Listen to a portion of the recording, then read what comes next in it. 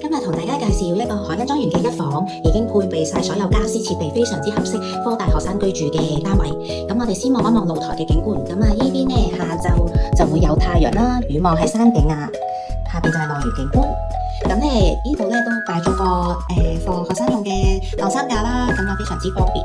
咁基本上你哋可以拎包入住啦。咁我哋再望一望個客廳，咁客廳就包係發展商嘅家電，咁有電視櫃、咖啡台，跟住有餐台、餐椅啦，有呢個 sofa 嘅。咁啊最關注嘅廚房家電咧，咁就有電子煮食爐啦，跟住就有抽油煙機。咁啊呢個洗衣機係乾濕兩用嘅。咁另外咧，我哋都會配備埋一個抽濕機俾你哋抽乾脂用。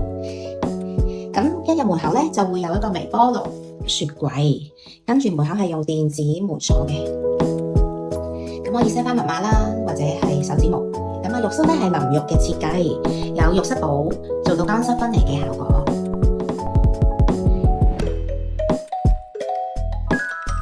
跟住我哋望一望個客房，咁客房咧做咗 loft 嘅設計啦，咁上邊咧係有透白嘅玻璃，咁啊下邊係瞓覺嘅。咁咧呢個係4尺嘅床，咁啊原先都有配備咗一啲收納嘅架嘅，同埋一啲櫃桶啦。咁另外咧我哋都悉心為學生準備埋一張嘅書台可以移動嘅。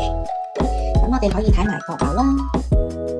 咁閣樓上層咧，你可以亦可以攞嚟做呢個儲物嘅空間啦，或者係瞓覺嘅。咁而最後咧，門後邊呢個係雙門嘅衣櫃，咁咧我哋都放備咗一啲衣架啦，可以方便學生使用。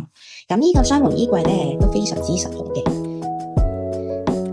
咁啊好多嘅格數啦，咁另外可以着翻燈去使用。如果有興趣睇呢個單位嘅，歡迎預約我睇樓。